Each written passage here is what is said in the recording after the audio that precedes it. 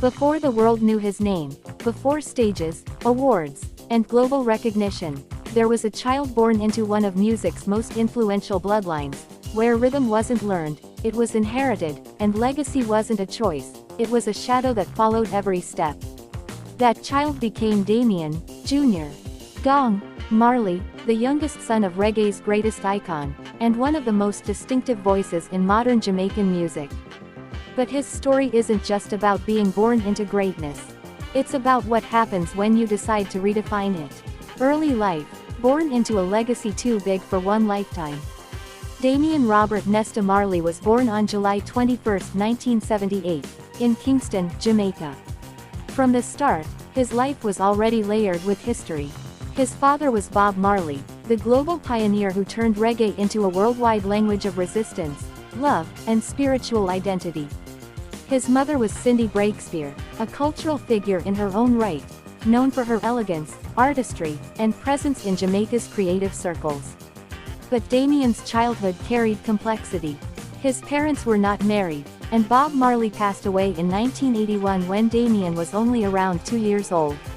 So instead of growing up with his father, he grew up in the echo of his father. That difference shaped everything. He wasn't raised inside one household legacy. He was raised inside a global one. Family, a dynasty of sound and identity. Damian is part of the Marley family tree, one of the most influential musical families in the world. On his father's side, he shares lineage with several prominent musicians. Ziggy Marley, Stephen Marley, Julian Marley, K.Y. Mani Marley, and other Marley siblings who each contributed to reggae's global evolution. But what makes Damian different is not just lineage, it's interpretation. While Ziggy Marley often leaned into uplifting, classic reggae tones and Stephen Marley into production depth and sonic architecture, Damian carved out a darker, sharper, more urban-influenced identity. He became the bridge between roots reggae and modern street culture. A Marley, but not a repetition. Educational background, learning outside the classroom. Damian Marley did not follow a heavily documented academic path in elite institutions.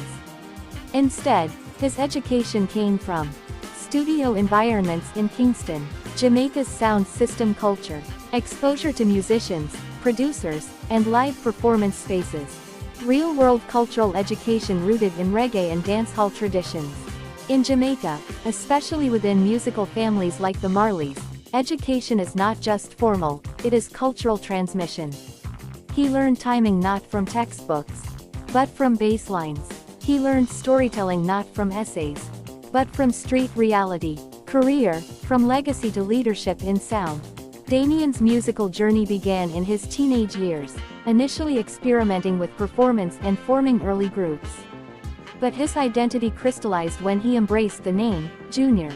Gong, a tribute to his father's nickname, Tough Gong. That name carried weight. It wasn't branding, it was inheritance. Breakthrough moment, Halfway Tree era. His debut album Halfway Tree introduced the world to his dual identity. The privileged son of a legend. The grounded youth of Kingston's realities. The title itself refers to a symbolic place in Kingston where social classes meet, rich and poor, privilege and struggle. That theme became Damian's artistic signature, duality. Global impact, welcome to Jamrock. Then came the moment everything changed. His 2005 album Welcome to Jamrock didn't just succeed, it disrupted global perception of reggae. The title track became an anthem. Politically sharp, socially raw, unapologetically Jamaican, globally resonant. It forced international audiences to see Jamaica, beyond tourism and sunshine, into real lived experience. The album won Grammy recognition and positioned Damian as more than Bob Marley's son. He was now a cultural commentator in his own right. Evolution and collaborations. Damian Marley refused to stay in one lane. He expanded into hip-hop, dancehall, electronic fusion, global reggae blends. Notable collaborations include Nas in the critically acclaimed joint project Distant Relatives, Skrillex, Jay-Z, Snoop Dogg in his reggae transformation phase as Snoop Lion. Each collaboration reinforced his versatility. He was not confined by genre borders. He became a connector between cultures. Awards and recognition. Damian Marley has earned multiple Grammy Awards over his career, particularly in the reggae category, cementing his status as one of the most awarded modern reggae artists. But beyond trophies, his impact is measured in influence. He modernized reggae's sound. He globalized its themes. He preserved its political edge while updating its production. Relationships, marriage and children, a life kept in silence. Unlike many global celebrities, Damian Marley maintains strict privacy around his personal life. What is publicly understood? He is a father. He has at least one son, often referred to in limited public mentions. He keeps his relationships away from media attention.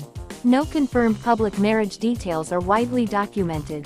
This silence is not accident, it reflects a deliberate separation between public identity, artist, performer, cultural voice, private identity, family, fatherhood, personal life. In many ways, this mirrors his father's philosophy: protect the human behind the icon. Legacy, the son who didn't just carry the name, he extended it. Damian Marley's legacy cannot be measured simply in albums or awards. It exists in something more structural. He transformed reggae from a generational inheritance into a living, evolving system. Where his father Bob Marley gave the world its foundation, Damian built additional floors. He proved that legacy is not a weight to carry. It is a language to evolve. And in doing so, he became a cultural translator between eras. A bridge between reggae and global modern music. A symbol of artistic independence within inherited greatness. Damian Marley's story is not about escaping a shadow. It's about realizing the shadow was never a limitation, it was a starting point. And from that starting point, he didn't just continue a legacy. He re-engineered it for a new generation.